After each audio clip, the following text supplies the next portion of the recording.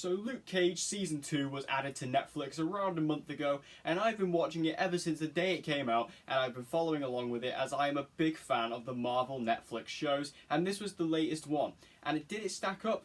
Well, yes, I feel like this season was actually a pretty massive improvement over the first season, which I think was a pretty big thing for this show to accomplish. And I would just like to warn you all, there will be no spoilers in this. This is a spoiler-free review. You are completely safe. Now, in regards to Season 1, I enjoyed the first half of it very much. I actually think the first half of it, if you take the first 7 episodes, that's some of the best Marvel Netflix stuff. I think it's absolutely fantastic. But then episode 7 makes a decision.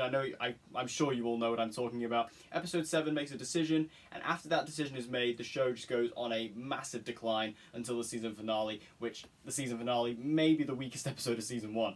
And I really did not enjoy Season 1 in the back half, but the first half was so strong, which showed me how much potential this show had, and luckily Season 2 embraces that potential. Mike Colter as Luke Cage is so badass. I mean, this guy is just a hero through and through. Like, this guy just shows up on the scene. He's got so much swagger. He's got so much confidence. He's got so much personality and so much charisma. He just shows up, and you just feel safe when he's around. Not only because he's got bulletproof skin, but also the fact that he is just an awesome guy. And you can see that how in this season he's really like dealing with his fame. You know, he's really a hero among Harlem. He's really this guy who has gained such a reputation after Season 1. Also, some stuff happened in the Defenders that you really get to see how he's grown into this real like public hero of Harlem who everyone loves and looks up to and adores. You know, he's kind of like your local, you know, kind of like Spider-Man, who's your friendly neighborhood Spider-Man. He's like your friendly neighborhood Luke Cage, you know? Everyone's loving him for that. And Mike Colter, I think, really did a good job this season with dealing with that, and also dealing with all the other stuff he had to deal with this season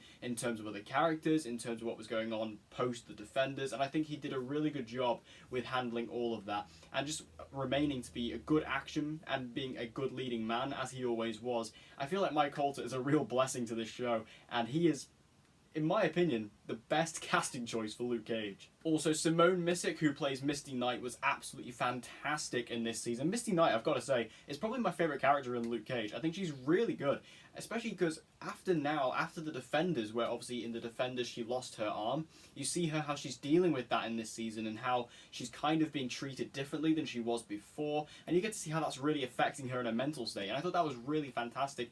And obviously you guys know this is not a spoiler, this was announced many times, many months before the show even came out.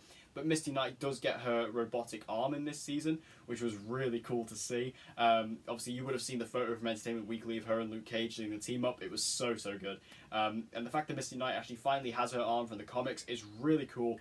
And it just adds a lot of extra elements to her character that she didn't have before, and just makes it even more layered than she already was. Also, Afre Woodard returns in this season as Mariah Dillard, and she was the absolute standout last season. She was so good. Like, she just came out and just gave this absolutely blistering performance, and she is mind-blowing. And once again, here in Season 2, she really gets more of a focus, which surprised me. I didn't expect it. She really is a vocal point of this season. You know, she really has a lot of focus towards her, and she was absolutely phenomenal. She's so good. Like, I mean, this actress is so good for TV. I'm not saying TV actors and actresses are worse than film actors, but you know, I'm just saying that this actress, if she wanted to transfer over to films, I honestly believe she could do some Oscar-worthy stuff. Like, she's so good in this show, and I really hope she gets some recognition for this, because she's fantastic in terms of the stuff she has to deal with, the emotion she has to bring out, in terms of what her character has to manage. I think Afre Woodard, she just embodies this character of Mariah so well, and in terms of the character arc that she goes through this season, and in terms of Mariah as a character in general, and what she goes through in the season, it's really one of the most standout stories, I think, for the Marvel Netflix universe, is everything that happens with Mariah in Season 2. She's absolutely outstanding, and I loved Afre Woodard in this role. Also, Theo Rossi does return as Shades, and he was great here. I really liked Shades in the first season, although he was a bit over the top. Here, he is over the top again, but as I said, you know, many months ago, or many other channels ago, if you saw my review for Luke Cage Season 1, he's suitably over the top. You know, he suits that kind of over the top role. But also, I really love what they did with Shades this season. They really took Shades in a different direction, which I didn't expect, especially because he has a lot to do with the Mariah storyline. He really has this deep connection to the story, which I didn't see coming.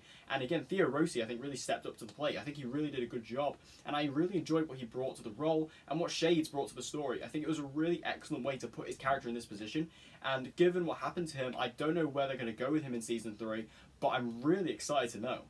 Also, I have to shout out Mustafa Shakir, who plays the main villain of this season, Bushmaster. He was brilliant. I think that this guy really came out of the block fighting. You know, he really just came out. Episode 1, you get introduced to him, and he just has this scene that is just raw. And you really are like, okay, so that's who this character is. And then you kind of get used to that. And he's just really cool. Not only is he got like just this awesome demeanor about him and this amazing Jamaican accent, but also the fact that his fighting style is very unique.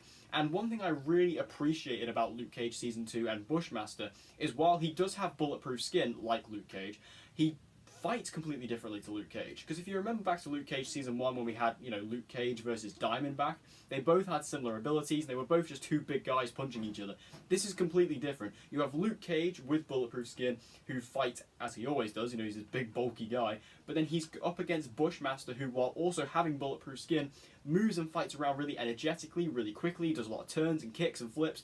He's completely different, so the fights are really entertaining to watch, and that all comes from Bushmaster and also his performance from Mustafa Shakir, and I think he really did a good job. I love the character of Bushmaster. I can't wait to see the potential, because this was such an interesting character, such a well-developed character, especially when you get into the back half. There is a really interesting episode to do with Bushmaster, and I think he was just an excellent choice for the villain, and a massive step up over Diamondback, who I thought was a pretty awful villain. To go from that to Bushmaster, massive props. The action overall was very entertaining, not just with the fights between Luke Cage and Bushmaster, which, like I said, were excellent, but even just the fight scenes to do with Luke when he would go into a building, you know, and just storm a place. It was really interesting in that sense, and even you got to see a lot of, you know, a lot of the gangs fighting this. There was a big presence of the gangs in this season in comparison to the first season. You know, the gangs of Harlem. There was a lot more of a focus on that this season, and you know, even just seeing that action sequence was really interesting. There was a particular, well, there's many action sequences in episode 10, which I'll talk about later. But again, so many good action sequences. It was so entertaining, because when I think of Luke Cage, out of the Marvel Netflix shows, I don't really think of the action. I more think of the dialogue and the music and the themes. You know, if I'm looking for the action show, I'll go to Daredevil, you know. But the fact that this one really had good action, you know, I mean, the first season had good action, but I think that this season really stepped up with the action, and that was what I wanted to see. Also, the story was really unexpected. I think the story here is really strong. I think they really came out of the gates flying with this, and I don't really know how to describe it, because obviously this is a non-spoiler review. But all I will say is the story is very unexpected, very unpredictable, and it always just takes all these different twists and turns that you never know where it's going. You can never predict where the story's going to go next, and that is what you want on a TV show. You know, you want that incentive to keep coming back episode after episode, and I feel like Luke Cage really nailed that in season 2 by having all these different twists and turns that you won't see coming, and just trying to predict where the story's going, and then the show's going to go, nope, we're going to go in this direction, and it just completely misguides you, but it's great in the end, and in the long run, it pays off. Now, like I said, episode 10 is absolutely outstanding, maybe my favourite episode of the season, and that is the episode that Danny Rand, aka Iron Fist, does come in.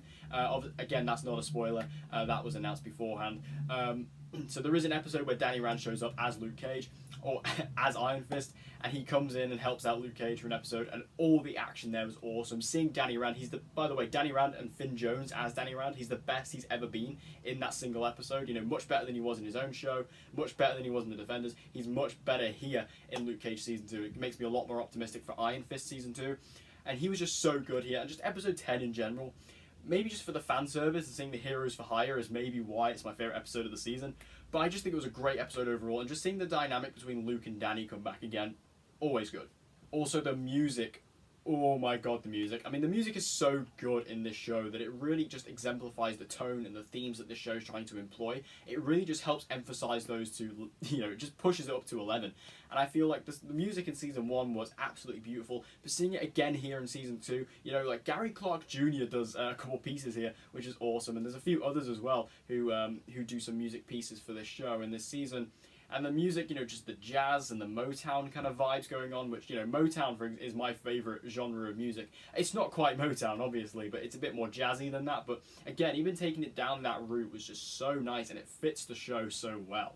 Now, I do have a couple of negatives, one of which is that I feel like the season was a bit too long in terms of 13 episodes, and this is a complaint you'll hear across the board when it comes to the Marvel Netflix shows. It's always the same negative, is that 13 episodes is probably too long for these shows. I feel like 8 is about right. Like the Defenders was 8 and that was perfect. I feel like they need to do 8 episodes for these.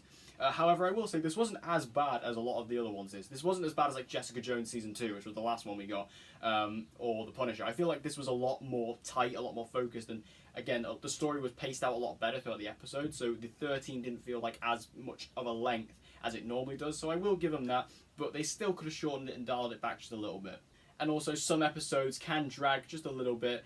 It's not a huge complaint, and it doesn't always drag, but some episodes do. But again, that's a complaint you'll hear about every single Marvel Netflix show. So did you guys see Luke Cage Season 2? If you did, make sure you tell me all your thoughts about it in the comment section down below. And please remember, no spoilers, just in case anybody hasn't seen it yet. Like I said, I've only just finished it, and it's, you know, a month and 2 days after it came out. So make sure you keep it spoiler-free in the comments, but make sure you tell me your thoughts. And as always, if you want to see more movie reviews and TV reviews from me, be sure to subscribe.